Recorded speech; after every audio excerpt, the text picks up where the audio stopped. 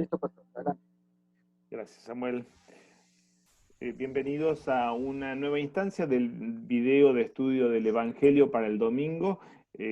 Hoy estamos considerando el Evangelio para la predicación para el 12º domingo después de Pentecostés, de acuerdo con el leccionario trienal en el ciclo A, el año en el que estamos estudiando el Evangelio de Mateo.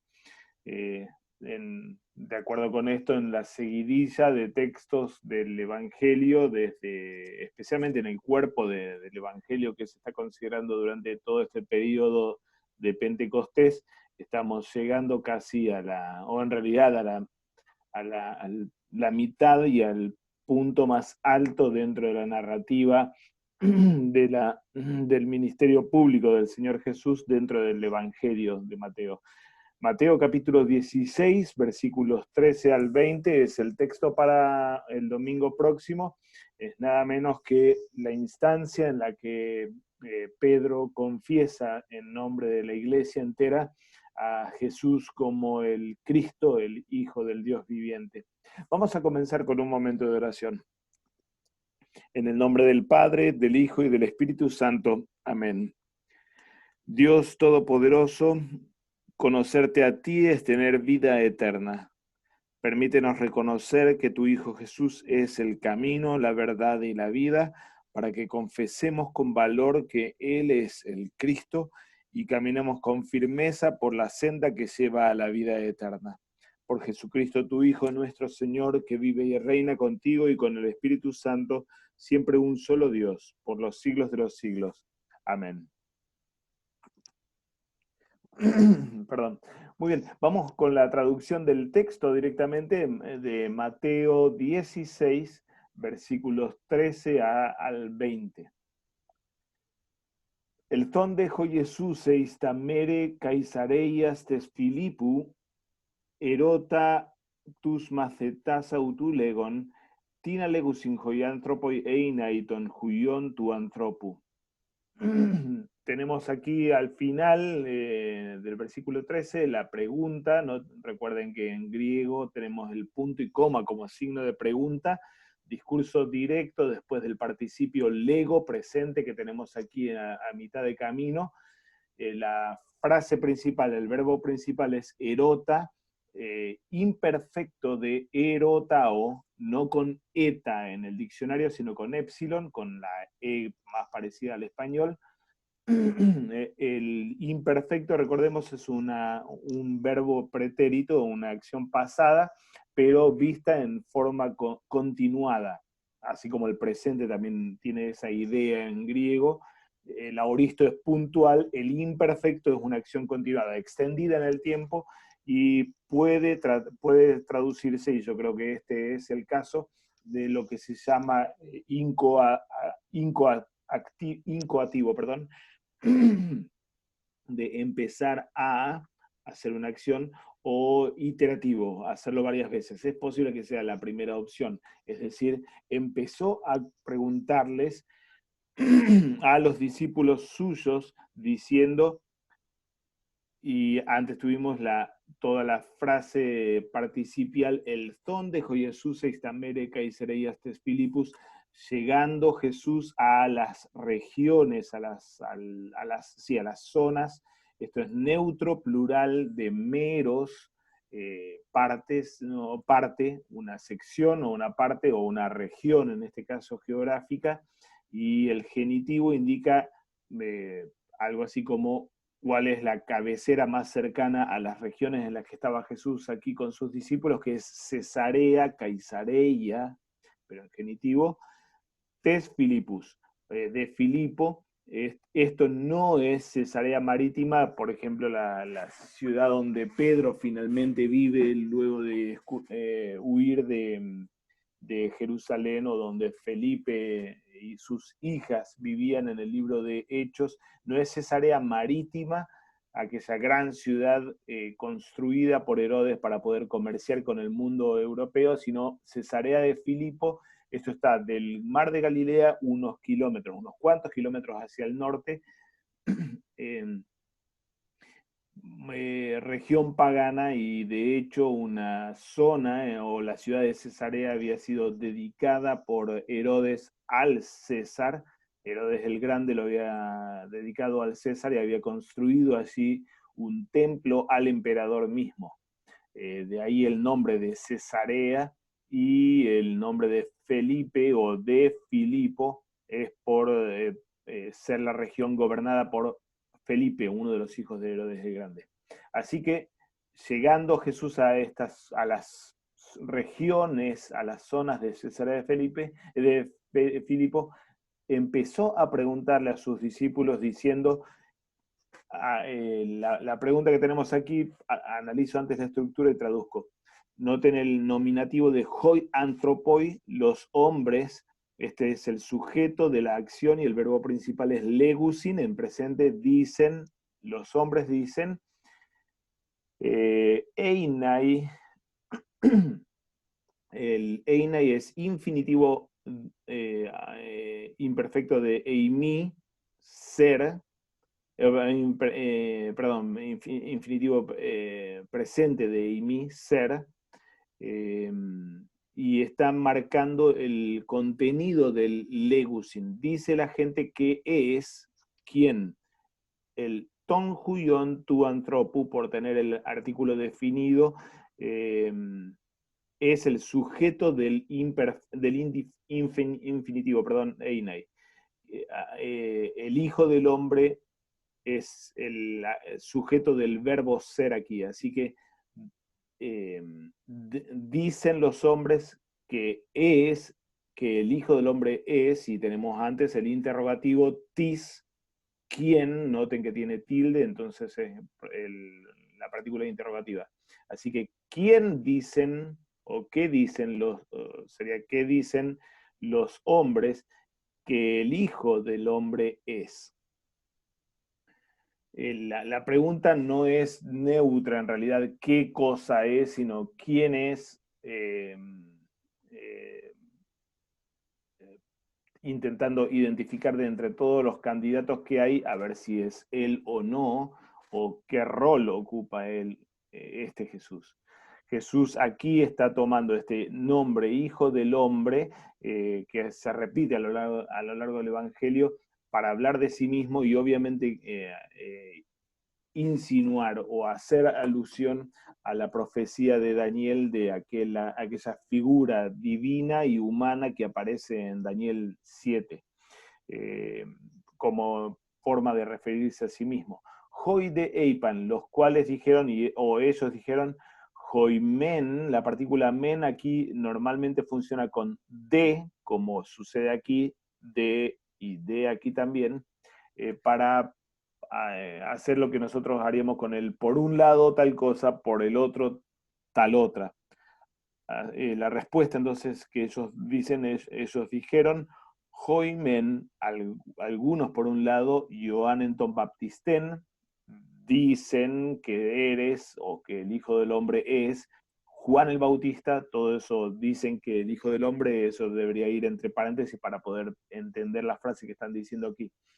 Algunos, algunos que Juan el Bautista, otros que el Hijo del Hombre es Elías, otros que el Hijo del Hombre es Jeremías, Jeremían, Genaton profetón, o uno de los profetas.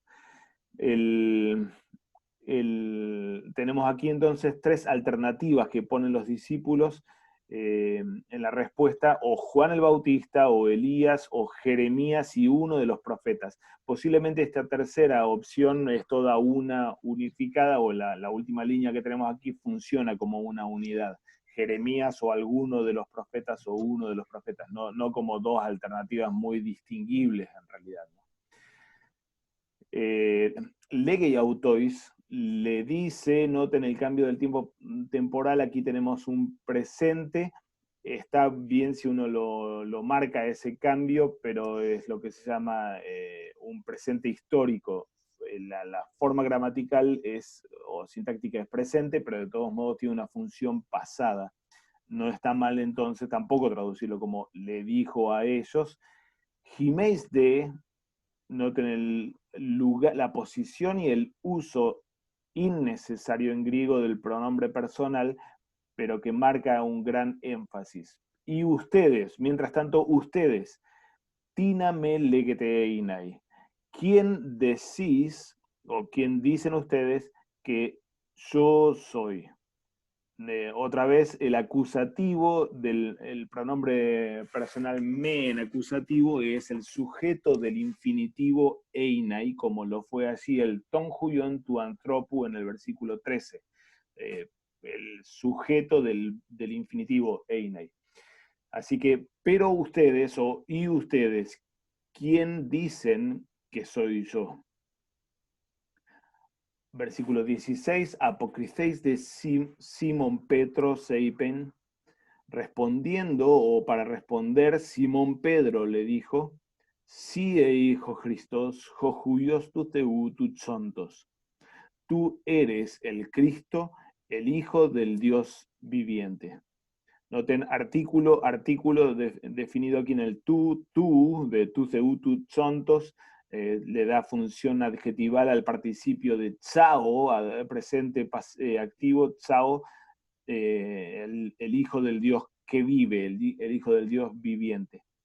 Nuevamente aquí tenemos un uso enfático del pronombre personal, en este caso en nominativo, si tú eres el Cristo, el Hijo del Dios viviente, marcando en el texto y marcando en la expresión de Pedro y Mateo aquí lo no ambigua de la confesión que Pedro está haciendo. No es el Hijo del Hombre es el Cristo, sino tú eres el Cristo, el Hijo del Dios viviente. Norman Nagel en un sermón de este texto predicado hace unos 30 años en el seminario de St. Louis dice, es insuperable la confesión que hace Pedro aquí, por lo que vamos a ver ahora, por ser inspirada por el Padre mismo desde el cielo, pero especialmente por los términos concretos y bien específicos de su confesión cristológica ortodoxa hasta el extremo, como lo estamos viendo así en pantalla. Tenemos en los siguientes versículos entonces la respuesta del Señor a la confesión de Pedro en los versículos 17 a 19, toda una respuesta desatada a partir de esa confesión. Apocriféis también aquí el participio pasivo de apokrinomai, o el participio de ponente, respondiendo, entonces respondiendo Jesús, eipenauto, le dijo a él, Macarios y Simón Barioná, bienaventurado, Macarios, bienaventurado eres, Simón, hijo de Jonás. Bar-Yoná es arameo, esto transliterado al griego. Bar es ben, en lo que en hebreo sería ben, hijo, y Yoná o Jonás es el nombre del padre posiblemente. En el Nuevo Testamento al padre lo tenemos en algunas ocasiones nombrado como Juan, Pedro, hijo de Juan. Es posible que sea el mismo nombre, pero con distintas formas de escritura o de pronunciación. Sea como sea, le da aquí Jesús el nombre de cuna. Bienaventurado eres Simón Bar-Yoná, hijo de Jonás, Jotisarx Kaijaima u Capecalipsensoi, porque carne, sarx y sangre no te lo revelaron. Apocalipto es el verbo que tenemos aquí, es la raíz del apocalipsis, por ejemplo, para nosotros. Esto es en aoristo, noten el aumento temporal después de la preposición apo, y la sigma que está encerrada aquí en la psi, pi más sigma se transforma en psi aquí, así que porque carne y sangre no te lo han revelado a ti, al jopatermu, sino mi Padre, jo en uranoi, en toisuranois, el cual está en los cielos, o mi Padre que está en los cielos. Versículo 18, una segunda parte de la respuesta del Señor a la confesión. Cagó de soy lego joticiei Petros. Aquí en la primera palabra cagó tenemos kai más ego, la conjunción más el pronombre personal en primera persona, y yo, otra vez, notablemente enfático el uso de pronombres personales. Bueno, aquí nuevamente lo tuvimos también en la placa anterior, y aquí en lo que viene en adelante nuevamente un uso enfático realmente del pronombre personal. Y yo a ti te digo, lego, Jotisí, que tú eres Pedro. Otra vez, muy, muy marcado el énfasis por los pronombres personales, ¿no es cierto? Que tú eres Pedro. Aquí lo está afirmando con un nuevo nombre, Caiepita utete Petra oikodomeso muten eclesian, y sobre Tautete Petra, sobre esta piedra. Obviamente el juego de palabras es explícito, Petros Petra aquí. Tú eres Pedro, y sobre esta piedra, oikodomeso, esto es el futuro indicativo de oikodomeo, construir una casa, edificar una casa, o construir un edificio. Construiré o edificaré mu teneclesía. Noten nuevamente la posición enfática del pronombre personal en genitivo o posesivo mu. Construiré o edificaré mi iglesia. Kai pilai hadu. Pile es una puerta. Pile es una puerta. Esto es plural, las puertas del Hades, Hades, aquí es en genitivo, y las puertas del Hades, u catisgisus sinautes. Catisgio viene de isgis, tener fortaleza física. Catisgio es imponerse por la fuerza, generalmente en un contexto de lucha corporal o bélica, o puede también significar superar a alguien o ser mejor que alguien. Algunos comentaristas prefieren optar por este último sentido, aunque obviamente eso implicaría eliminar todo el contexto de conflicto que hay entre la Iglesia de Cristo y el Hades, el infierno y todos los poderes que están ligados al infierno.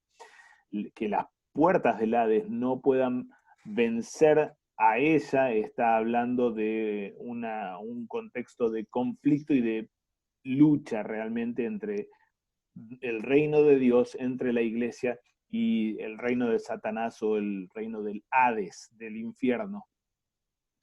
Hades, recordamos, es el término más neutro, si se quiere, en griego, porque puede significar simplemente el mundo de los muertos, el lugar donde los cristianos también van, o puede significar el infierno concretamente. En este caso me parece nuevamente que tiene ambos sentidos. La muerte no tiene poder sobre la iglesia, pero al mismo tiempo tiene el sentido, toda la carga de connotación satánica de el infierno luchando contra la iglesia, que no va a prevalecer, no va a imponerse, no va a vencerla a la iglesia. Tercera parte de la respuesta del Señor, versículo 19, doso, esto es futuro de didomi, doso soy, te daré a ti, tas cleidas, las llaves, cleis es una llave, esto es plural, tas cleidas te facileías ton uranón, del reino de los cielos. Kai ho ean deses, y lo que sea que, este ei, o este ean es la partícula condicional ei más la partícula indefinida an, o potencial. Aporta la idea de algo que puede pasar, o algo no específico o definido, sino totalmente genérico, amplio. Así que le agrega en la traducción al español, debería agregar algo así como lo que sea que, y lo que sea que ates, deo es el verbo que tenemos aquí, aoristo subjuntivo, lo que sea que ates epitesges sobre la tierra, estai dedemenon, es el mismo verbo que deo, pero en el participio perfecto pasivo. Quedará estai dedemenon, quedará atado o quedará en el estado de haber sido atado en toisuranois. Kai joean lices, y lo que sea que desates o sueltes epitesges sobre la tierra, estai lelimenon, quedará en estado de desate en los cielos. Mi traducción aquí es un poquito torpe, pero especialmente para reflejar lo que tenemos en el griego. Noten aquí la relación entre la primera parte en la tierra y la segunda parte en los cielos, de las dos frases que pone Jesús aquí de atar y desatar. Lo que sea que ates o lo que sea que desates, estai, futuro de eimi, estará o quedará, y participio pasivo perfecto. Es decir, no está diciendo aquí Jesús, lo que ates en la tierra será atado en el cielo, y desates en la tierra será desatado en el cielo en algún futuro indefinido, sino que en el futuro va a ser hallado en el estado de haber sido atado o desatado en una acción pasada. Recordamos, el perfecto es una acción pasada con efecto presente, o una acción presente con su origen en el pasado. Así que, ¿cómo estarán en el cielo estas cosas? Estarán en el estado de haber sido atadas o desatadas. Este detalle gramatical me parece que es bien importante para la teología del oficio de las llaves que surge de nuestro texto. El atar o desatar aquí no es que es una especie de anticipo o previa del juicio final, sino que en el juicio final no va a hacerse nada nuevo de lo que ha pasado en la absolución o en la palabra de condena en boca de los ministros que ejercen esta tarea hoy, en el presente, ¿sí? Que aquí Jesús le está dando a Pedro en nombre de los apóstoles. Último versículo. Tote, entonces, diesteilato, les comenzó a ordenar o a mandar toismacetais. Gina, el gina este no es de propósito, sino de contenido, y es lo que normalmente pasa con los verbos de orden. Ordenar que, en lugar de utilizar el joti, se utiliza el gina generalmente. Así que diesteilato les ordenó a los discípulos que medení, que a nadie, a ninguno eiposin le digan joti autos estinjo Christos, que Él es el Cristo. Hermanos, no sé si hay preguntas sobre el griego o sobre la traducción. Roberto, una pregunta que tengo. Ok, en ese momento yo sé que tiene que ver con otro versículo, ok. Pedro confiesa que Jesús es el Cristo, pero poco tiempo después había de reprender a Jesús por ir a Jerusalén. Entonces, tenía la respuesta correcta verbalmente, no cabe duda, ¿verdad? Porque él reconocía que Jesús era más que un profeta, o que era más que Elías, o más que Juan el Bautista resucitado. Pero, en tu opinión, ¿él comprendía la totalidad del título mesiánico del Mesías, el Cristo? Evidentemente no. Me parece que no, ¿no? Sí, buen punto, y realmente dentro de la narrativa de Mateo es fundamental lo que tú estás exponiendo, Daniel, aquí. El Pedro que está confesando en forma ortodoxa realmente, y está llegando a este punto tan de clímax dentro de la narrativa de Mateo, inmediatamente. Ahora versículo 21, 22 y 23 especialmente, ahí vamos a tener justo el texto al que te refieres, Daniel, recién. El Pedro que reprende a Jesús, a un Jesús que habla acerca de ir a Jerusalén para padecer y para asumir la cruz. Así que es totalmente ortodoxo y el Señor no está siendo engañado tampoco por un hipócrita, como tú bien dices. Él creía en el Señor y amaba al Señor y era honesto en su fe, pero de todos modos, no por nada estamos en el capítulo 16 de Mateo y no en el capítulo 20, en el que ya el Señor entra con sus discípulos que aprendieron la otra lección, que es que no solamente Él es el Cristo, sino que Él es un Cristo que vino a morir en Jerusalén para cumplir su oficio mesiánico, ¿no? Entonces es casi como la segunda lección que ahora viene desde justo el siguiente versículo en adelante, ¿no es cierto? Todos esos versículos en adelante, 16, 21, hasta la entrada del Señor en Jerusalén, e incluso durante el tiempo de la pasión y muerte, los vemos a los discípulos realmente todavía sin tener una claridad sobre las implicancias de cruz y resurrección que tenía el oficio mesiánico, pero es el gran nuevo tema en el que Jesús los enfoca o se enfoca él mismo en instruir a los suyos que lo habían confesado como Cristo muy bien, pero tenían que entender que era un Cristo para la cruz o por medio de la cruz y no por medio del camino satánico de gloria, ¿no? Excelente, Gracias. Buen dato. Gracias a ti, Daniel. ¿Samuel? Sí, estaba pensando en esta parte de quién revela, ¿no? Y donde Cristo resalta este ser Macarios, esta bienaventuranza, que es la bienaventuranza de la iglesia, y es bienaventurada por quien lo revela y no por quien lo racionaliza o quien lo comprende o quien lo siente, ¿no? Y es nuestra confesión del tercer artículo de nuestro credo, confesando todo lo del segundo artículo acá.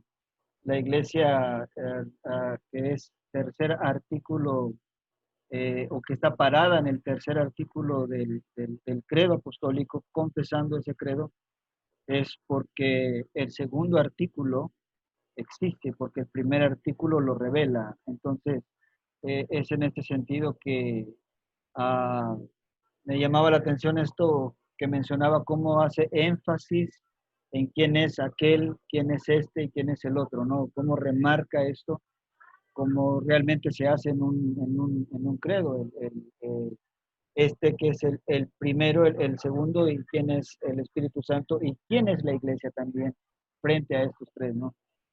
La que dice, creo que no puedo creer.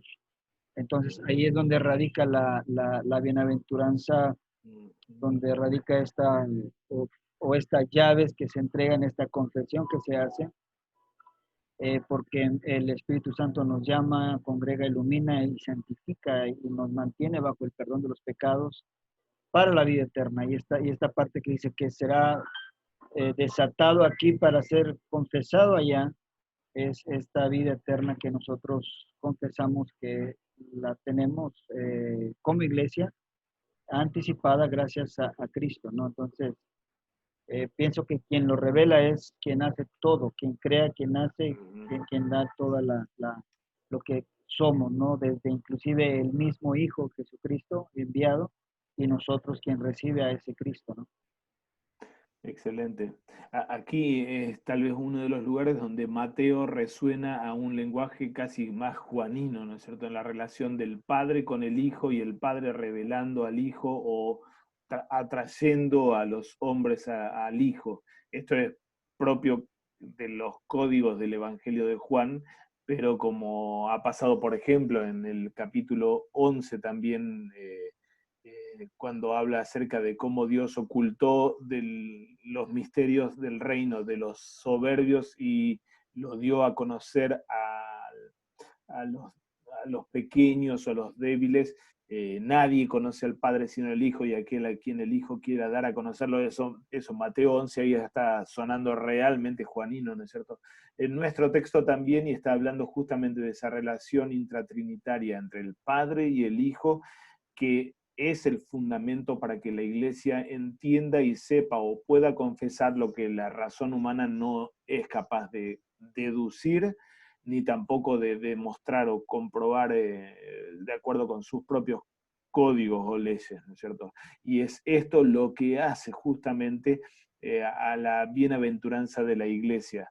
No lo ilógico por ilógico en sí, sino especialmente el hecho de que lo que confiesa la Iglesia es revelado y no deducido humanamente hablando, ¿no? O por producción humana, sino dado totalmente desde afuera nuestro, rompiendo la barrera de silencio intertestamentaria que teníamos y que había silenciado ese contacto entre el Yahvé e Israel, ahora volviendo a abrir en forma final y definitiva la revelación de la verdad divina, ¿no?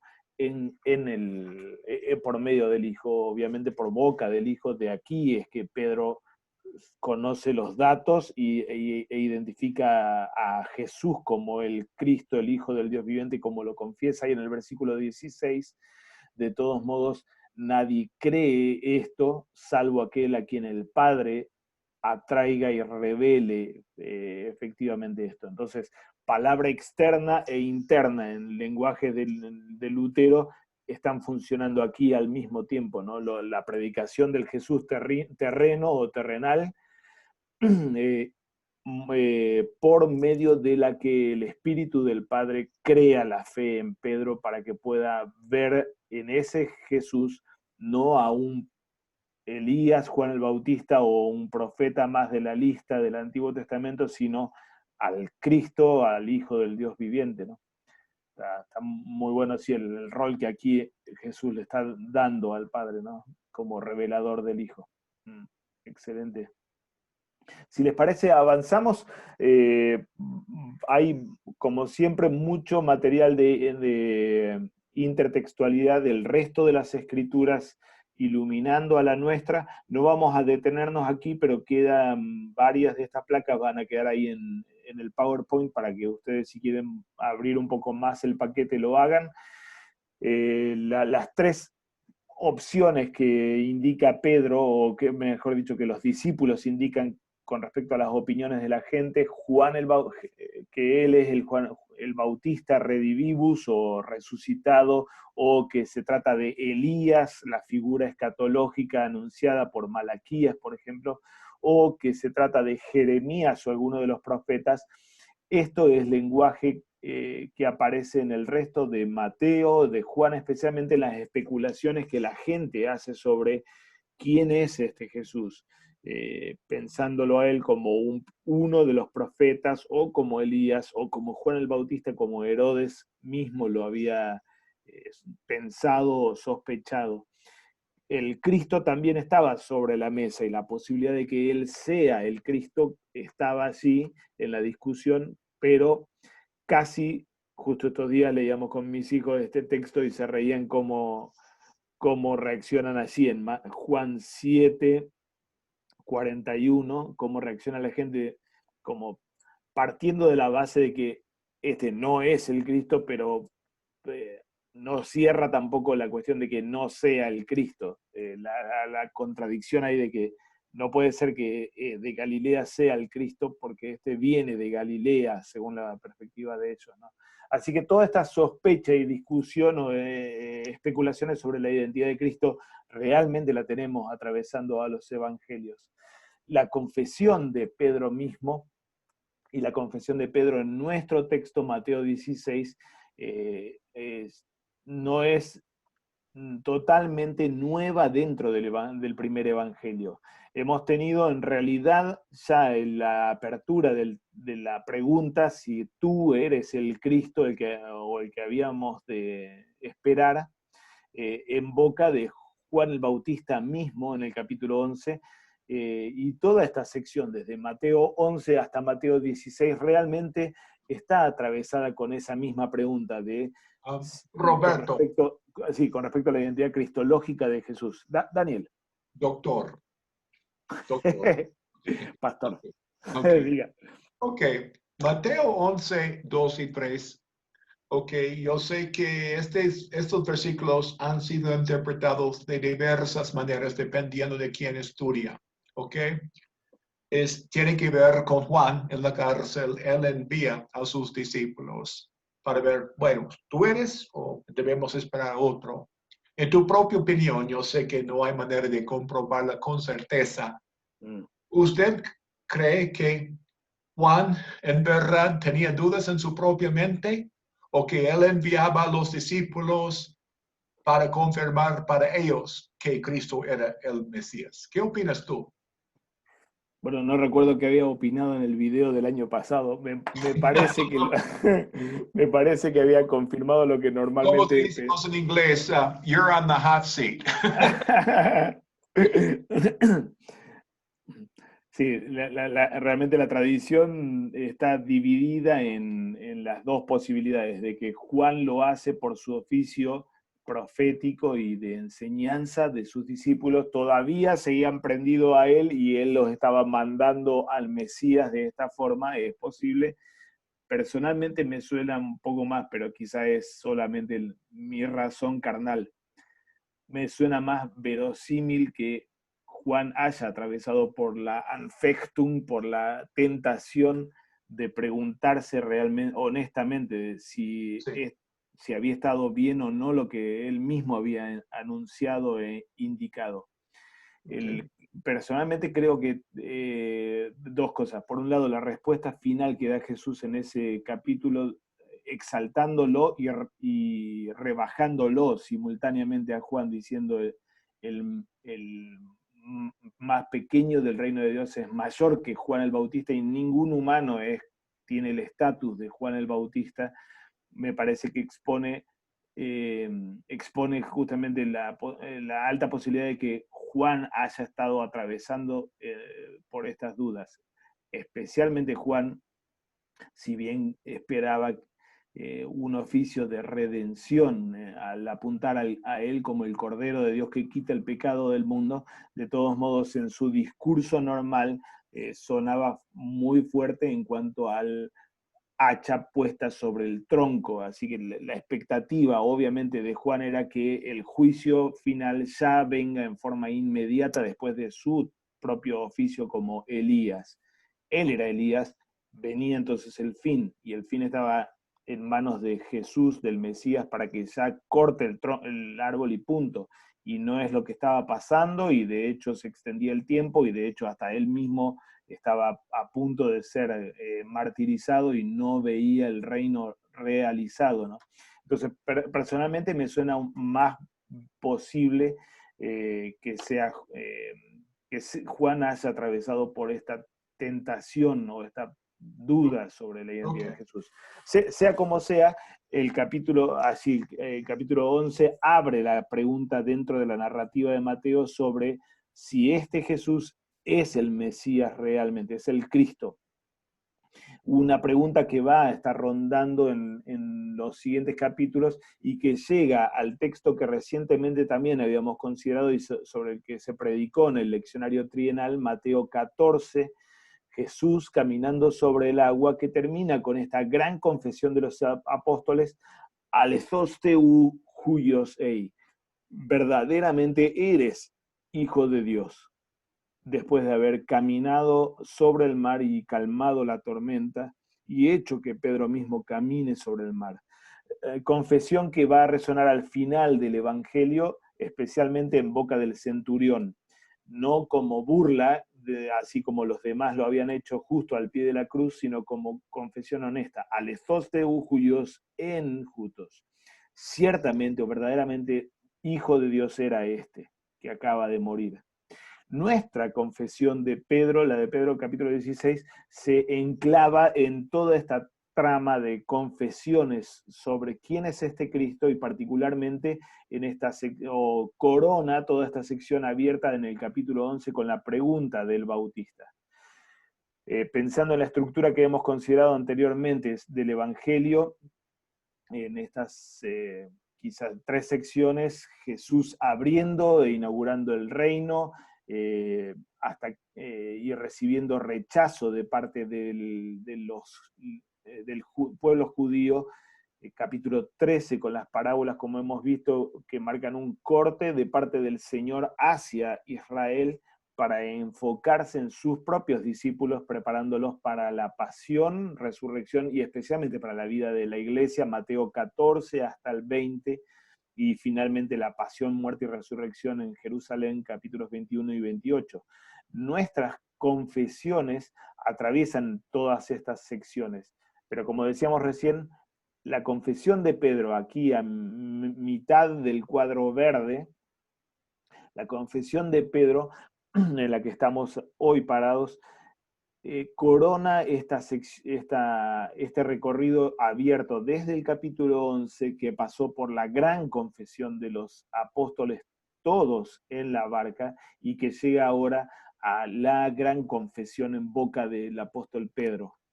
Va a resonar entonces donde tiene que resonar, en la pasión, en la Pascua, cuando un pagano logre reconocer a este como corresponde, donde corresponde, en la hora de la Pascua, de la Pasión, con el centurión.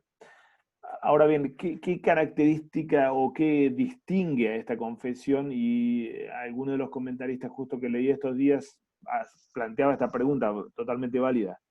¿Por qué, si 14:33 ya nos presentó esa gran confesión de los 12 mismos en la barca, por qué no respondió Jesús allí a los 12 de la forma que aquí lo hace con Pedro? ¿Qué separa y distingue la confesión de Pedro de aquella que hemos visto en 14:13? Recién la leíamos. Ciertamente tú eres el Hijo de Dios. Noten cómo tenemos casi toda la confesión de Pedro, pero no toda la confesión de Pedro así en 14:33. Ciertamente tú eres el Hijo de Dios, pero no tiene la confesión particular y realmente casi fundamental en la identidad de Jesús en el Evangelio de Mateo, de que Él no solamente es Hijo de Dios, sino que es el Cristo, el Mesías. Esta confesión de Pedro tiene estas 2 partes de alguna forma y estas 2 afirmaciones sobre este Jesús. Él es el Cristo. Y confesarlo como eso es afirmar que Él es la figura determinante de la salvación final de Israel.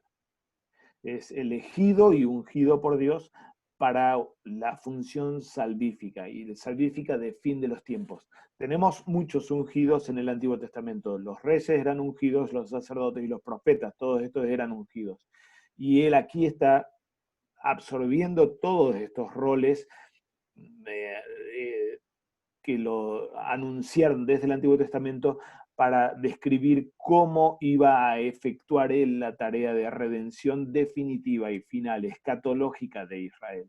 Confesarlo como el Cristo es confesar que Él es aquel que estaba siendo esperado para el último tiempo y que va a ejecutar la redención definitiva de Israel. La confesión de Él como Hijo de Dios ya sucedida, como decíamos recién 2 capítulos antes,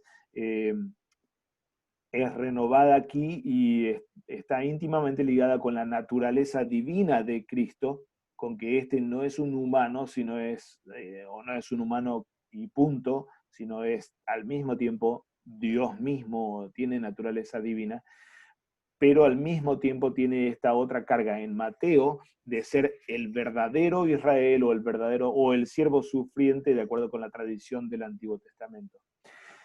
Se le agrega aquí, como también delante del Sanedrín, el Tutzontos, el del Dios viviente, que es el nombre característico, especialmente en Isaías, para Yahvé. Él es un Dios vivo y no un Dios muerto como los ídolos o los dioses falsos. O es el Dios de los vivos, como Jesús en el Evangelio también lo dice, hablando acerca de la resurrección que trae este Dios. Sea como sea, casi podríamos resumirlo en estos términos. Repite la misma confesión de Mateo 14 aquí, Pedro, la naturaleza divina de este Cristo, él pertenece a otra raza superior a la de cualquier humano, él es Dios mismo, pero al mismo tiempo reconoce que no solamente es una aparición de Dios, sino que él es Dios asumiendo ese rol de redentor final para Israel, que fue anunciado por todo el Antiguo Testamento y que Israel esperaba tan desesperadamente en estos tiempos.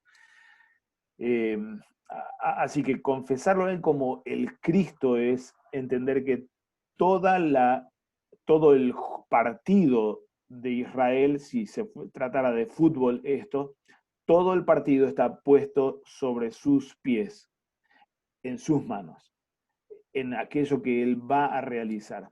Pedro no sabía cómo y de hecho va a negarle el cómo ser Cristo en el texto que Daniel recién indicaba, pero sí reconoce que él es aquel en quien se realiza y efectúa la salvación esperada por Israel. Juan está lleno de esta misma confesión, atraviesa todo el Evangelio, no vamos a detenernos ahora, pero el Evangelio de Juan tiene una y otra vez confesiones sumamente similares y es en realidad el propósito del mismo Evangelio como lo termina diciendo Juan en el epílogo, Juan 20, 30 al 31. Estas fueron escritas para que ustedes crean que Él es el Cristo, el Hijo de Dios. Vamos a avanzar con intertextualidad. Solamente, y no vamos a detenernos en los textos aquí tampoco, la expresión Macarios, bienaventurado, como ya habíamos dicho, está ligada con el tiempo final de salvación. Realmente tiene toda la carga de fin del mundo y fin de los tiempos. Israel, que padece y llora, va a ser bienaventurado de acuerdo con los profetas, y Mateo toma esta categoría para describir a los creyentes y especialmente a la iglesia. Los bienaventurados son aquellos que pertenecen al fin de los tiempos y disfrutan la salvación abierta de fin de los tiempos. La frase o el concepto que Jesús pone aquí diciendo esto no te lo reveló carne ni sangre, sino el Padre que está en los cielos, ya fue anticipado, como decíamos hace un momento, en esa porcioncita juanina dentro de Mateo en el capítulo 11, y va a seguir siendo un tema en el Nuevo Testamento. La verdad sobre Cristo es inaccesible a la razón humana y a la carne, salvo que el Padre lo revele, lo exponga. O 1 Corintios 12, que el Espíritu haga que confesemos a Jesús, o que Jesús es Señor. Tampoco vamos a detenernos en el rebautismo de Simón Bar-Jona para poder avanzar al hueso más duro del texto o más cargado de contenido, pero evidentemente era costumbre del Señor nombrar o renombrar a los suyos y nombrarlos especialmente por la función que tendrían posiblemente. Versículo 18, sí, perdón, abre la parte quizá más cargada de contenido. Versículo 18 tenemos este primer concepto de la iglesia edificada sobre la piedra, que posiblemente sea alusión a un texto muy significativo de Isaías. Dice Isaías en el capítulo 28, por tanto, varones burladores que gobernáis a este pueblo que está en Jerusalén, oíd la palabra de Jehová. Por cuanto habéis dicho, pacto tenemos hecho con la muerte e hicimos convenio con el Seol, cuando pase el turbión del azote, no llegará a nosotros, porque hemos puesto nuestro refugio en la mentira y en la falsedad nos esconderemos. Por tanto, Jehová el Señor dice así: he aquí que yo he puesto en Sión por fundamento una piedra piedra aprobada, angular, preciosa, de cimiento estable. El que creciere no se apresure, aunque en el texto griego dice, no será avergonzado. Y ajustaré el juicio a cordel, y a nivel la justicia, y granizo barrerá el refugio de la mentira, y aguas arrollarán el escondrijo. Y será anulado vuestro pacto con la muerte, y vuestro convenio con el Seol no será firme. Cuando pase el turbión del azote, seréis de él pisoteados. La profecía de Isaías esta profecía me parece totalmente relevante para nuestro texto y para los códigos del Evangelio de Mateo entero. Recuerden cómo en el capítulo 7 termina el Sermón del Monte con la parábola de las dos bases, hablando de aquel prudente que edificó su casa sobre la roca. El mismo lenguaje de la promesa del versículo 18 nuestra, de Mateo 16, 18, edificaré mi iglesia sobre esta roca, para referirse allí por roca en Mateo 7 a sus palabras, a la enseñanza o a la doctrina que Cristo mismo estaba dando. La roca, la roca en Isaías 28, entonces, la profecía de Isaías 28 realmente tiene todos esos mismos términos también de la parábola, con dos bases, una falsa y engañosa y la otra certera, y como viene entonces la tormenta que va a sacudir realmente y va a derribar lo que estos líderes religiosos creían que era intocable, su templo, su reino, su dominio, Jerusalén misma, por haber hecho pacto con el Hades, con la muerte, resonando realmente aquí a las palabras que van a continuar en este mismo versículo 18. El pacto que Israel había hecho por otro lado, la falsa seguridad de tener el templo o de creerse pueblo escogido de Dios en soberbia por la carne o de acuerdo con la carne, no los liberaba del azote de la muerte. Solamente otra cosa iba a liberarlos del azote de la muerte, que era lo que permanece para siempre en el lenguaje de Isaías, la palabra del Señor, que es justamente aquella en la que Jesús pone la mirada y la identificación de Gepetra, la piedra, Mateo 7, ligado con la palabra del Señor, de Jesús mismo.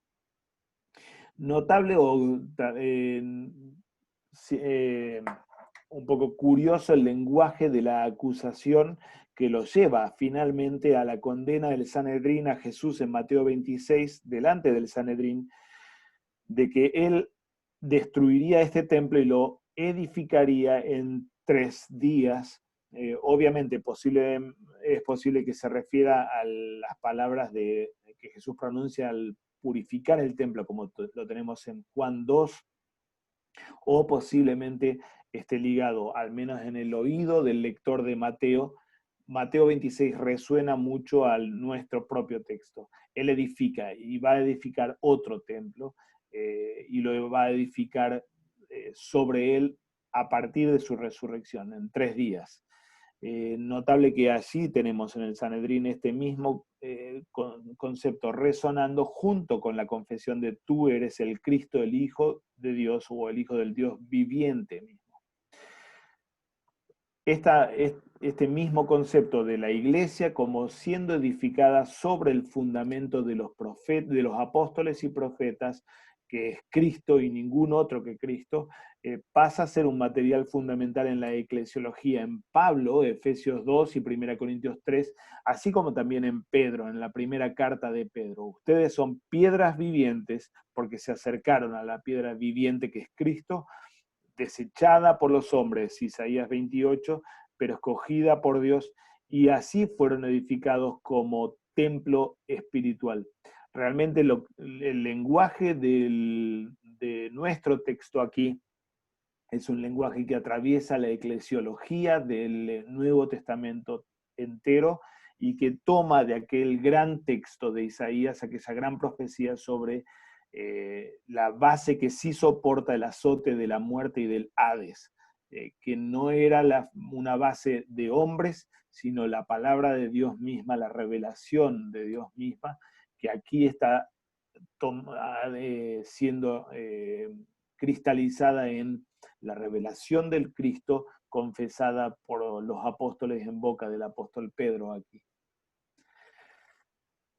El concepto de las puertas del Hades, otra vez es un concepto que viene del Antiguo Testamento y está ligado con el mundo, con el mundo de la muerte, con el lugar de la muerte y especialmente el lugar del infierno mismo. Solamente Dios es quien tiene poder para destruir la muerte y vencerla. Las puertas aquí están funcionando, o Jesús está utilizando esta figura que viene del Antiguo Testamento, que funciona como lo que se llama en análisis literario una sinécdoque. No son las puertas las que pelean en sí, sino la ciudad y los habitantes que están detrás de las puertas, o la ciudad que es una fortaleza que encierra por medio de puertas.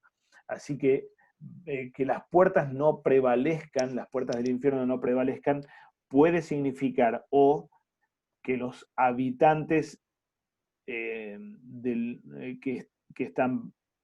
tienen su fortaleza detrás de esas puertas no van a prevalecer, es decir, Satanás y sus huestes no van a prevalecer sobre la iglesia, o que la muerte no va a encerrar a la iglesia así como no lo logró hacer con Cristo mismo. Tenemos,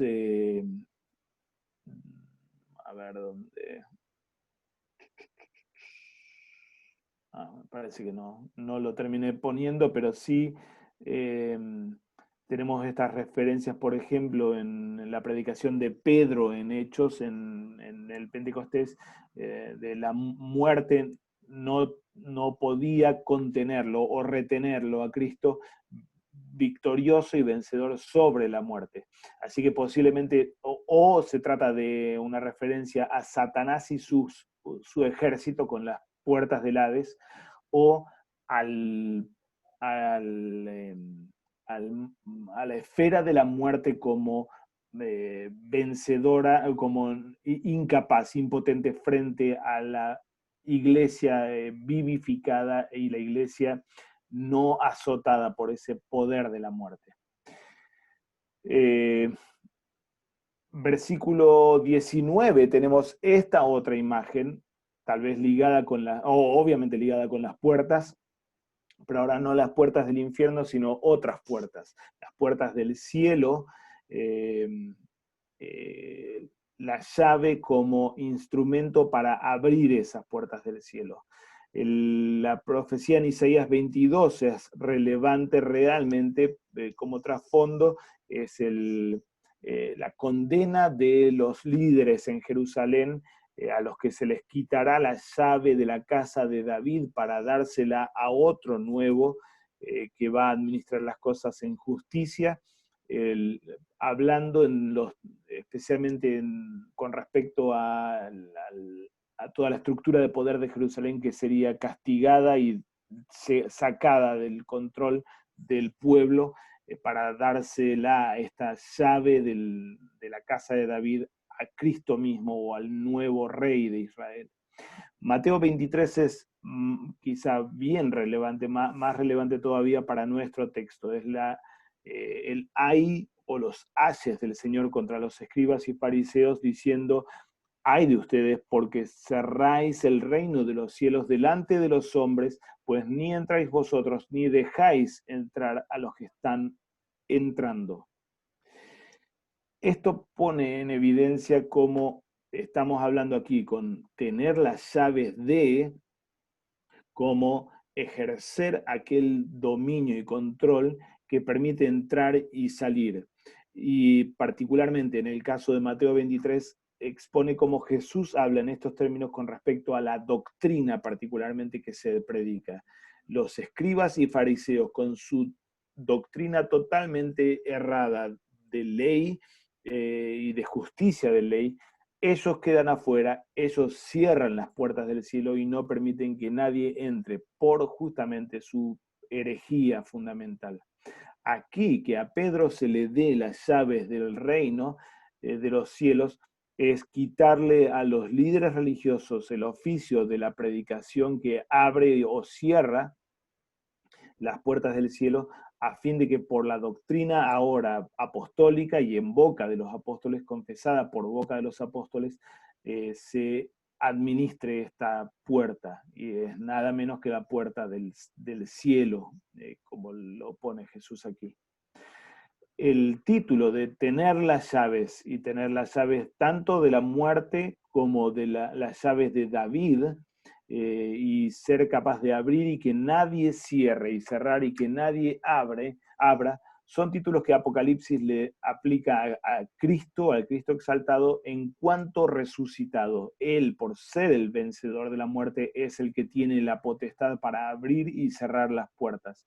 Y aquí Jesús está dándole nada menos que a Pedro y a los apóstoles ese título cristológico de poder abrir y cerrar el cielo mismo. Estamos terminando la intertextualidad, mucho contenido, pero necesitamos repasarlo o revisarlo un poquito esto. Tenemos esta frase que no aparece por única vez, de lo que aten aquí va a quedar atado allá y lo que desaten aquí va a quedar desatado allá. Lo tenemos en otras partes también. Mateo en 2 capítulos va a volver a resonar, pero ahora dando las llaves a la iglesia toda. Y Juan 20, en la aparición del resucitado a los 11 en el aposento alto, a los 10 en el aposento alto, otorga aquí la misma tarea de remitir pecados o de retener pecados, términos un poquito diferentes, aunque correspondientes en su concepto. Germán Sasse señala en alguna parte que estos 3 textos tienen que ser leídos en conjunto y no divorciados unos frente a otros, justamente para entender con propiedad el oficio de las llaves. No es dado a Pedro como Pedro y a él solo, o al obispo de Roma, no es dado a la iglesia sola, como en Mateo 18, no es dado a los 12, como sucede tal vez en la doctrina de la iglesia oriental, sino que es dado a los 3, a los apóstoles y a la iglesia. A los apóstoles en cuanto a apóstoles que ejercitan y ejercen el oficio público, y a la iglesia que tiene la potestad también dada por Cristo de administrar y entregar el perdón de los pecados. Otra vez, textos bien importantes y que necesitan ser leídos uno junto al otro. Y no vamos a detenernos aquí en el mandato del silencio, pero sí en Mateo tenemos textos bien fundamentales que nos permiten entender el porqué de ese silencio con respecto a la identidad de Cristo, especialmente porque todavía no había sido muerto y resucitado. La resurrección de Cristo o la glorificación de Cristo no había llegado. Mateo 12 es un texto fundamental para entender esto. Solamente entonces, cuando la predicación salga al mundo y salga por medio de la voz apostólica, es que podrían entonces hablar acerca de él.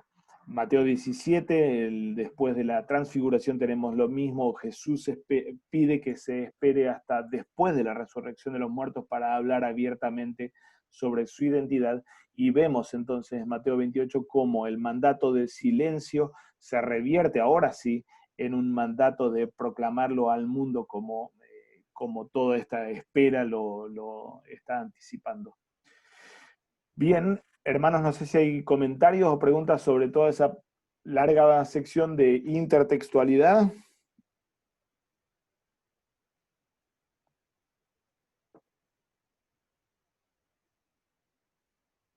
Si no tenemos preguntas, avanzamos más todavía.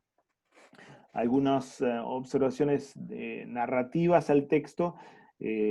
Tenemos en cuanto a la estructura del texto este marco narrativo, la introducción y el cierre que encierran entonces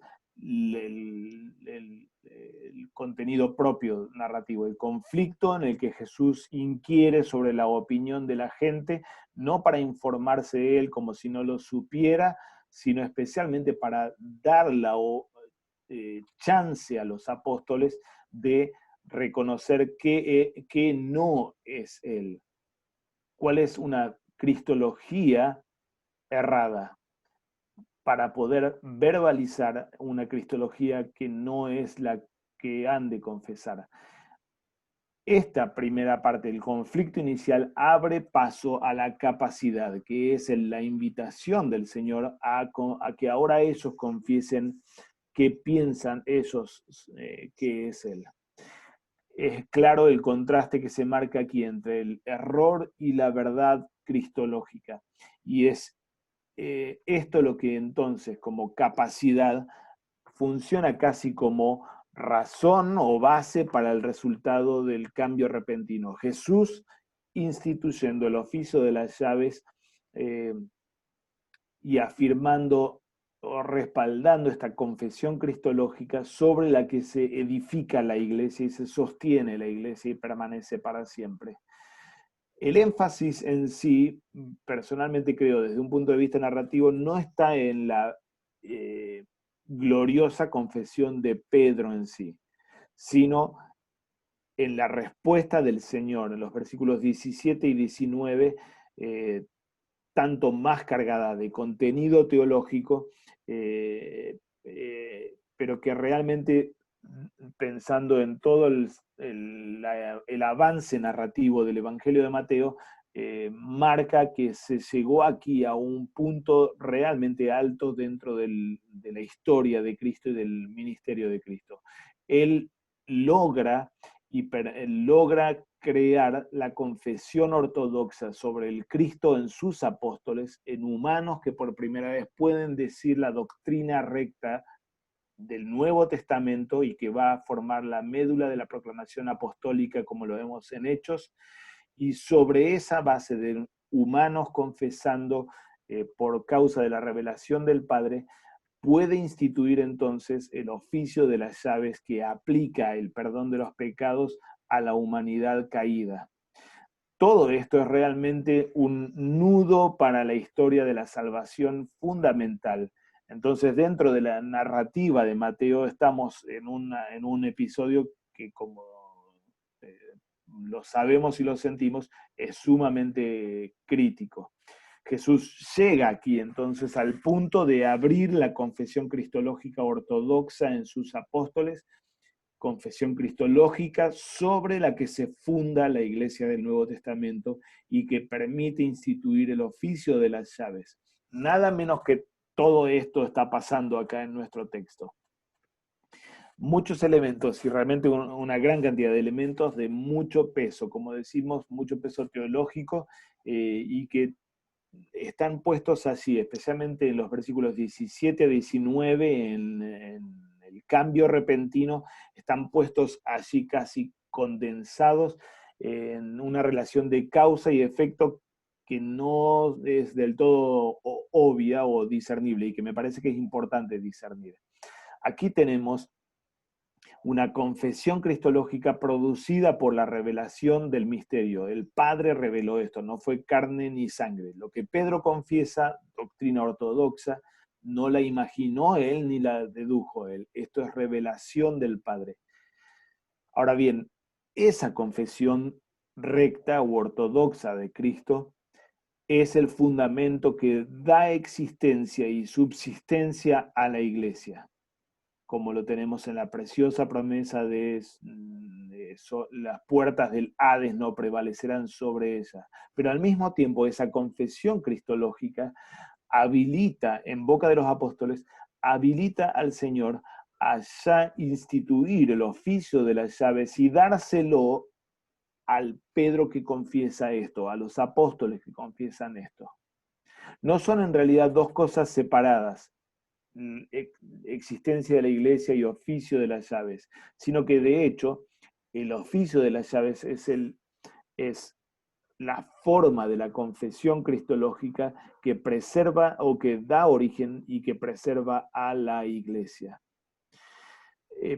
Esto, en parte, si queremos entrar en la discusión eterna de la relación huevo-gallina entre la iglesia y el ministerio, esto me parece que es bastante, habla bastante y expone bastante la relación de causa-efecto. Es el oficio que confiesa a Cristo en forma ortodoxa y que entrega el perdón de los pecados por Cristo, y un perdón de los pecados que no es posible o incierto o tentativo, sino que es celestial, como lo dice Jesús. Lo que aten acá va a ser atado allá, lo que desaten acá va a ser desatado allá, o dicho en otros términos, un perdón de los pecados que es escatológico, es el juicio final en labios de carne y huesos de humanos, es la absolución del fin de los tiempos, lo que engendra y le da subsistencia a la iglesia. Como decíamos, aquí tenemos una relación causa y efecto bastante clara, no porque seamos clericalistas o romanistas, sino porque el oficio es de Cristo mismo y es la verdad del Evangelio que engendra a la iglesia. El ministro es un instrumento y un siervo allí, y es puesto como instrumento segundo de la palabra y debajo de la palabra, pero es esa palabra la que entonces, administrada de acuerdo a la institución del Señor mismo, engendra la vida de la iglesia y preserva la subsistencia de la iglesia. Como digo, mucho material más que denso teológicamente hablando, y un gran texto para la predicación. Personalmente creo que desde un punto de vista narrativo, entonces, aquí no lo tenemos a Pedro en el centro del escenario, sino al Señor mismo, llegando a este punto en la consolidación del reino de los cielos, o en la inauguración del reino de los cielos en el mundo, en la iglesia. Él llega aquí al punto de habilitar a humanos a confesar la doctrina apostólica ortodoxa, que funda o que funciona como fundamento de la iglesia, y que habilita entonces, ya que estos humanos confiesan la doctrina ortodoxa, habilita al Señor a nada menos que instituir el oficio de las llaves que otorga el perdón de los pecados definitivo para el mundo.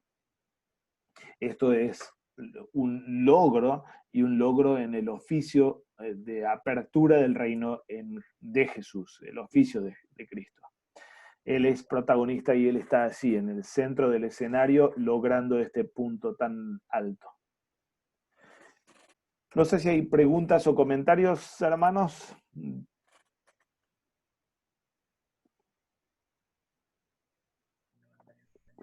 ¿Todo claro? Excelente. Samuel. Sí, no iba a esto que estaba trayendo al final, la eterna discusión.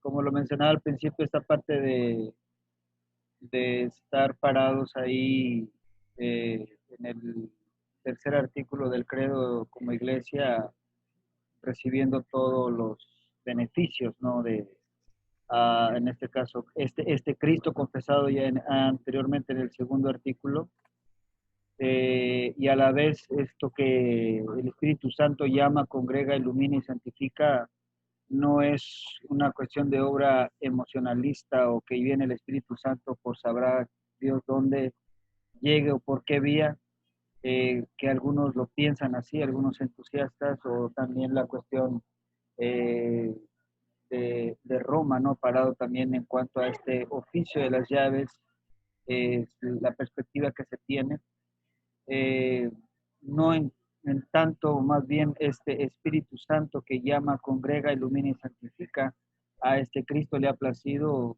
eh, traerlo por boca de hombres, como dice, pero es in persona Christi, en la persona de Cristo mismo, y no por una cuestión nuestra, una innovación nuestra, o una ideología nuestra, o una creación nuestra, sino más bien por ese Cristo confesado, ¿no? Que deja esta llave que no, o que el Espíritu Santo viene a la iglesia no a otra cosa, sino a traer este perdón de los pecados del cual está hablando aquí, y en vista de y a causa de este perdón de los pecados, que nosotros podemos ser la iglesia que vivimos y subsistimos toda la vida, de la cuna hasta la sepultura, a causa de este perdón de los pecados que es logrado por este Cristo que permanece en nosotros, ¿no?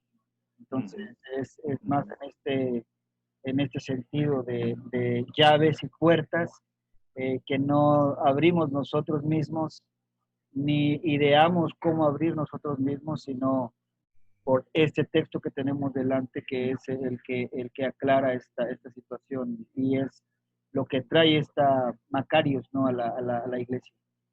Sí, sí. Excelente. Eh, Toda cosa que va totalmente más allá de la capacidad humana y de la potencia humana, ¿no? Tanto el confesarlo en forma ortodoxa como especialmente el manejar la puerta del cielo, eh, cosa que le pertenece a Dios y que a nadie más le puede pertenecer. Pero a este señor le plació hacer, le plugo, lo hizo con el placer que él tiene, poner esta confesión que da vida a la iglesia y esta palabra que administra el perdón de los pecados en bocas humanas y en bocas de aquellos que son puestos en el oficio público, como está siendo representado aquí por Pedro mismo. Todo esto es cosa, como digo, totalmente trascendente para la potencia humana y capacidad humana, eh, eh, lo que obviamente nos tiene que llevar a pensarlo, a tratarlo con el mayor temor y temblor que le pertenece a las cosas santas de Dios, pero al mismo tiempo con el gran gozo escatológico de estar siendo beneficiados con una salvación que no es imaginaria o no es un buen deseo que nosotros nos damos uno a otros diciendo, bueno, tal vez las cosas van a andar bien y cuando llegue el juicio final, por ahí lo agarramos en un buen día al juez y zafamos de la ira del infierno. No, el Señor tuvo el cuidado por la humanidad de ajustar y prever todas estas cosas a fin de que la fe descanse en una certeza absoluta,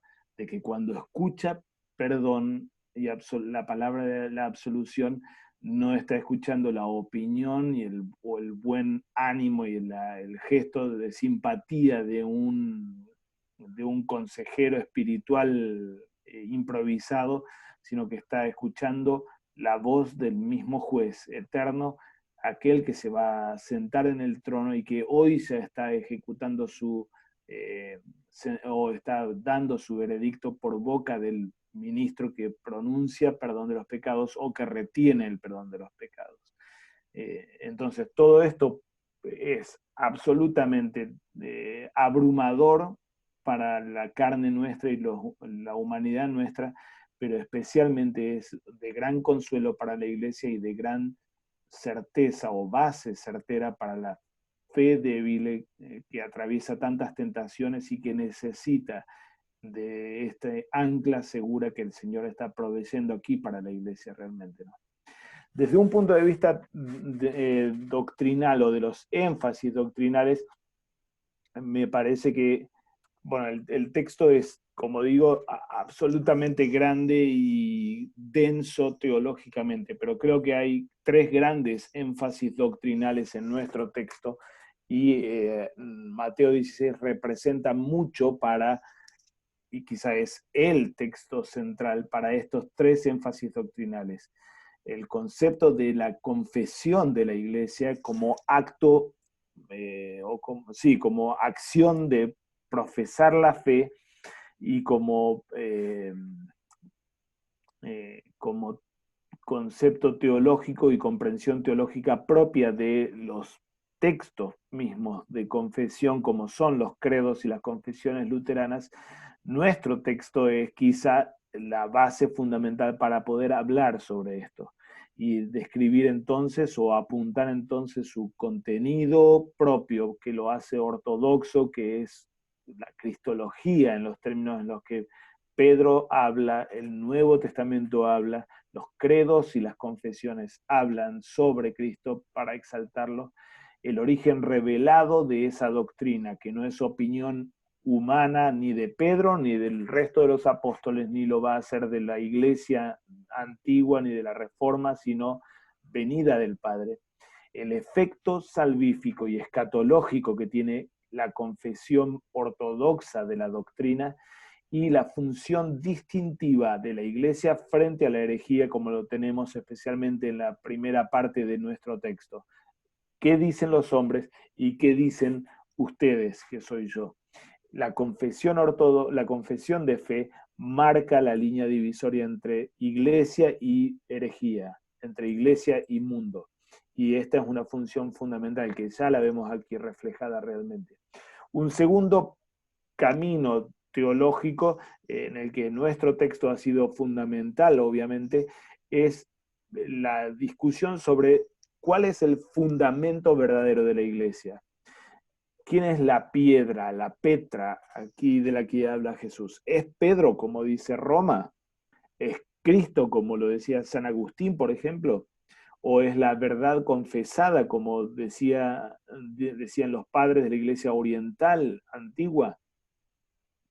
¿Cómo este fundamento determina la esencia de la iglesia y su destino?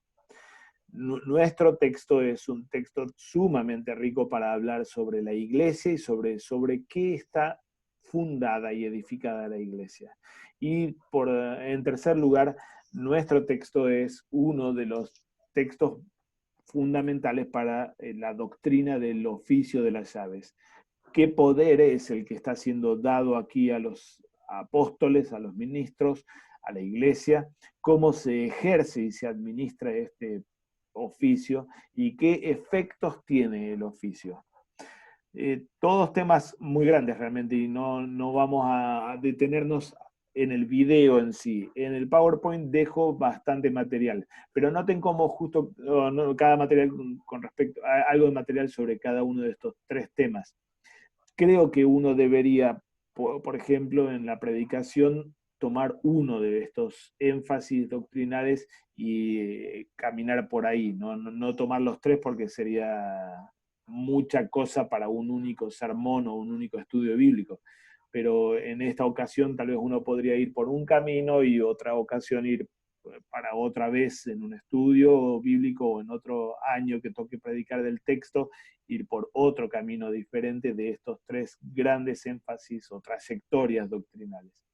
Noten cómo igualmente, más allá de que estas tres trayectorias doctrinales realmente representan mucho de lo que fue la historia de la interpretación de nuestro texto, Mateo 16 jugó un rol central en los tres temas. Al mismo tiempo, las tres trayectorias realmente representan tres de los cuadros que recién habíamos visto allí al final del análisis narrativo. La confesión cristológica ortodoxa, la existencia y subsistencia de la iglesia y el oficio de la llave. Los tres elementos están interrelacionados y el texto mismo los entrelaza, pero quizá como decía, para la predicación o el estudio bíblico en una ocasión conviene quizá tomar una trayectoria y reservar otro de los caminos para otra vuelta, ¿no es cierto? En lo que sigue a continuación, y no voy a detenerlos ni detenernos por una cuestión de tiempo, en lo que sigue de esta presentación tenemos material sobre cada una de estas trayectorias, sobre la confesión de la iglesia, un resumen de un gran texto de Hermann Sasse de 1930 sobre la confesión y la iglesia,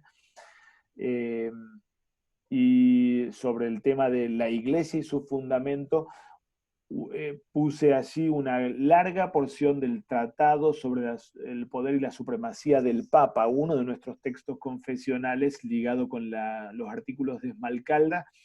Ese párrafo que pongo allí es un marco interpretativo de nuestro texto fundamental realmente, y resume la historia de la interpretación y de la discusión sobre el rol que tiene Pedro y sobre la historia de la interpretación del concepto piedra. ¿Qué es esa piedra? ¿Es Pedro o no es Pedro? Roma piensa que es Pedro, pero desde un punto de vista exegético pierde por lejos la pulseada. Los padres de la Iglesia se inclinaron fundamentalmente por entender que la roca es el oficio que confiesa al Cristo o la confesión de Cristo mismo. La cita de Hilario de Poitiers aquí al final del texto me parece, refleja bien el concepto que tienen los padres de la Iglesia. El Padre reveló a Pedro para que dijera: tú eres el Hijo del Dios viviente. Por ende, sobre esta roca de la confesión está edificada la Iglesia. Esta fe es el fundamento de la Iglesia. Obviamente la reforma y especialmente el tratado sobre el poder y la supremacía del Papa refuta y es una confrontación de la pretensión anticristiana o de anticristo que estaba abrazando y que sigue abrazando, de acuerdo con el dogma católico, Roma y el Papa de Roma. No es Pedro, no es el obispo de Pedro como sucesor de Pedro y como obispo de Roma, el fundamento de la Iglesia o del que depende la Iglesia, sino que es Cristo la roca y es la confesión ortodoxa de Cristo la que da vida a la Iglesia y la que da sustento a la Iglesia. Por eso, como luteranos, seguimos en esta misma interpretación que está totalmente fundada desde un punto de vista exegético. Seguimos en esta misma línea con la confesión de Augsburgo, artículo 7, diciendo enseñamos que permanecerá para siempre una santa iglesia cristiana, que es aquella en la que se enseña el evangelio puro y se administran los sacramentos en forma correcta. Algunos textos de la fórmula que citan a nuestro texto y que van por la misma línea, pero no en forma tan polémica contra Roma necesariamente en la fórmula, y pongo así un breve resumen de estos 4 rasgos que confesamos en el Niceno, una santa católica y apostólica, en el tratamiento que Kurt McQuart hace en el libro La Iglesia, uno de los tomos de la dogmática de Academia Lutero. Es fantástico realmente el texto aquí de McQuart. Aquí puso un súper sumario. Dios mediante, a fin de año este libro sale traducido al español por BDMA, pero aquí quise adelantar un resumen bien breve de cómo McQuart articula desde un punto de vista realmente bíblico y confesional estas 4 características de la Iglesia que confesamos en el credo niceno, no como ligados a Roma y al obispo de Roma, como que él le da la unidad, la santidad, la catolicidad y la apostolicidad a la Iglesia. Todos estos rasgos dependen de Cristo, son dados por Cristo y están directamente ligados con la verdad de la doctrina. Allí donde la doctrina es pura, la Iglesia es una, es santa, es católica y es apostólica en forma legítima realmente. Todo esto ligado con esta segunda trayectoria, sobre la Iglesia y su fundamento, especialmente en polémica con la idea romana del Papa de Roma. Y la tercera trayectoria sobre el oficio de las llaves, allí pongo algunas citas de las confesiones también que usan a nuestro texto y que especialmente articulan la doctrina luterana del oficio de las llaves. gran tema para ser tratado, muy necesitado por nuestras iglesias, aprender qué es el oficio y aprender a usar el oficio de las llaves y la absolución, especialmente la absolución privada. Nuestra tradición luterana y nuestras confesiones son una cantera de doctrina bíblica sobre este rito y esta práctica más que saludable para la iglesia. Así que enseñar sobre esta doctrina desde nuestro texto me parece que es una gran oportunidad. Y puse así un sumario o una síntesis de un texto fundamental de Lutero que se llama Las Llaves, escrito por Lutero en 1530, en la que Lutero refuta la idea romana de las llaves, qué significan las llaves que están siendo dadas a Pedro y cómo esto Roma lo utilizó para apoderarse de un poder o abusar de un poder que no le pertenecía al obispo de Roma ni a la iglesia, pero también enseña especialmente el gran consuelo que existe en esta preciosa doctrina. Allí puse algunas citas literales de párrafos que son realmente más que consoladores y ricos en su contenido.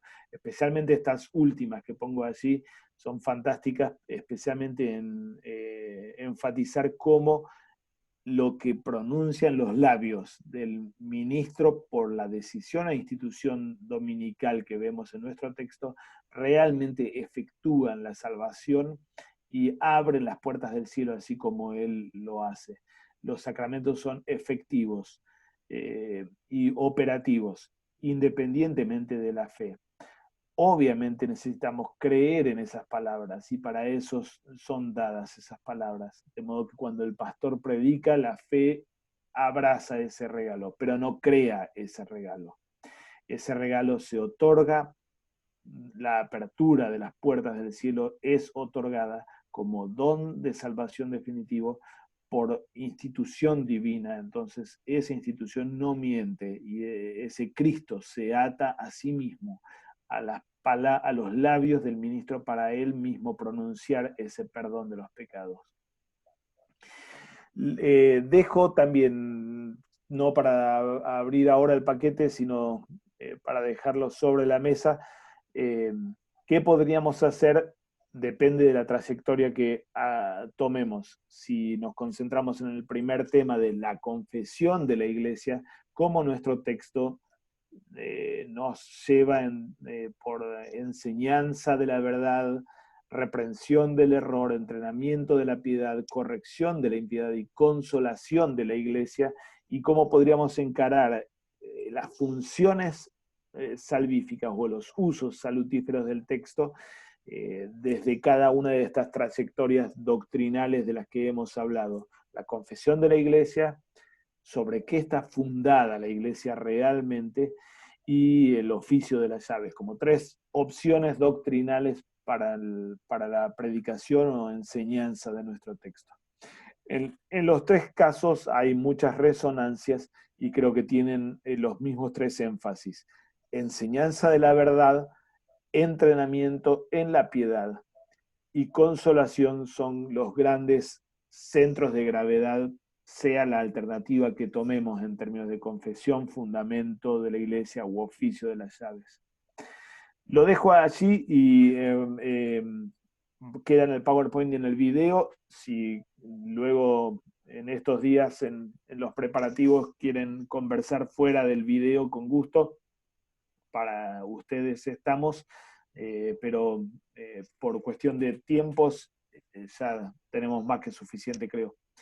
Así que gracias por la atención. No sé si hay preguntas o comentarios todavía.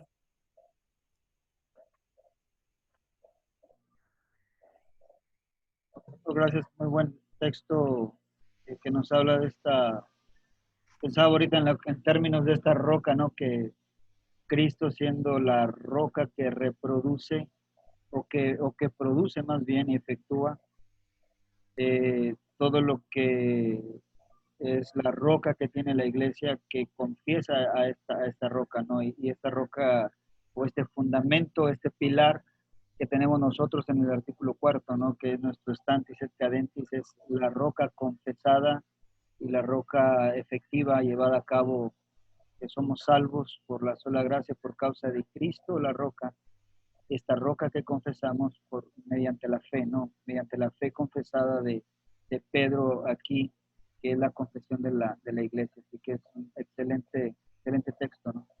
Sí, sí, realmente impresionante. Omar. Sí, buenas tardes. Buenas tardes. Excelente presentación. Algo que pone un poquito a pensar es la situación que se ve respecto a la iglesia. Hoy en día, cuando las personas escuchan el concepto de iglesia, siguen viendo, yo creo, como en la época de la Reforma, la iglesia como el grupo de los cleros o el grupo de los pastores, y al hablar de iglesia dicen, sí, los pastores, por la parte clerical que normalmente hemos escuchado siempre, pero en realidad recordamos que finalmente la iglesia somos, en este caso, la comunidad de creyentes, ¿verdad? El grupo, en este caso, de todos los santos que hemos venido a la fe, y esa parte es la que también es importante remarcar en las personas que no identifiquen a la iglesia como simplemente el pastor que está al frente. El pastor es un siervo, como bien se ha explicado, que es parte de la iglesia, o es decir, los dones que son entregados a la iglesia son compartidos a través del pastor, que es la persona que se pone para esta función, pero al final del día la iglesia es prácticamente toda la comunidad de los creyentes, ¿verdad? Excelente. Gracias por traer esto, porque me parece que no fui suficiente en el énfasis de este aspecto, pero tal vez el texto es tan gigante que como que siempre la sábana queda corta. El concepto de eclesía lo pasé por encima en forma olímpica, pero notemos, en Mateo utiliza 2 veces el término eclesía, iglesia en griego, y esta es una de las instancias. El término de eclesía es el término que el Antiguo Testamento en algunas ocasiones utiliza para Israel, la asamblea de Israel. Así que totalmente importante lo que tú estás trayendo, Omar, aquí. Jesús no está dando una promesa ni está ingresando aquí a Pedro, ni al círculo de los apóstoles, ni a los ministros ordenados solamente en el beneficio escatológico, el beneficio de salvación, y no está dando estas promesas tan preciosas como el infierno es impotente frente a ustedes, ese ustedes que necesitamos leer en el a ti te digo, de las palabras de Jesús a Pedro, ese ustedes no somos solamente los pastores, es la iglesia, es la asamblea de los creyentes en el Señor Jesucristo, en cuyos corazones el Espíritu Santo crea esa misma fe que profesó Pedro. De modo que totalmente el texto es quizá en la segunda de las trayectorias, hablando del fundamento de la iglesia, y en la primera también me parece, en la confesión para la iglesia. No estamos hablando aquí de cosas que le pertenecen a los pastores, exactamente. Nos pertenecen a los creyentes, a los humanos que por total misericordia de Dios, el Padre ha revelado esa misma confesión de Jesús como aquel en quien mi salvación fue definida, y aquel que me abrió todos estos beneficios de fin de los tiempos, estos beneficios definitivos, no para algunos pocos dentro de la iglesia, sino para la iglesia, formada primordialmente por todas esas ovejas, incontables ovejas que lo confiesan a Él como Señor. Así que sí, excelente punto, Omar, y me parece que, como tú bien dices, casi en una idea de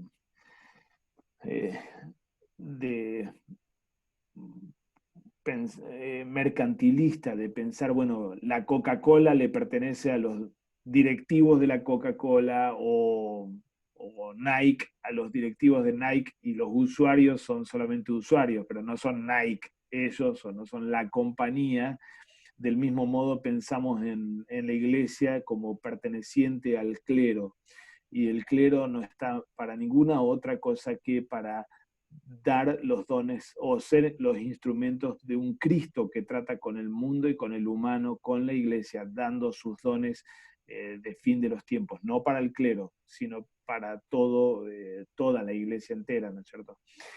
Así que excelente tema, y que me parece que en nuestro texto es fundamental. Otra vez, en la lucha, especialmente frente al concepto romano, por ejemplo, iríamos por la trayectoria del fundamento de la iglesia en la disputa con Roma, que necesitamos seguir manteniendo y ejercitando como cristianos y luteranos que somos. Creo que ese es un gran tema realmente, ¿no? Así que gracias, Omar, por indicarlo. Gracias. Bien, hermanos, no sé si hay alguna otra pregunta o comentario. Si no, gracias por su tiempo y su atención y participación.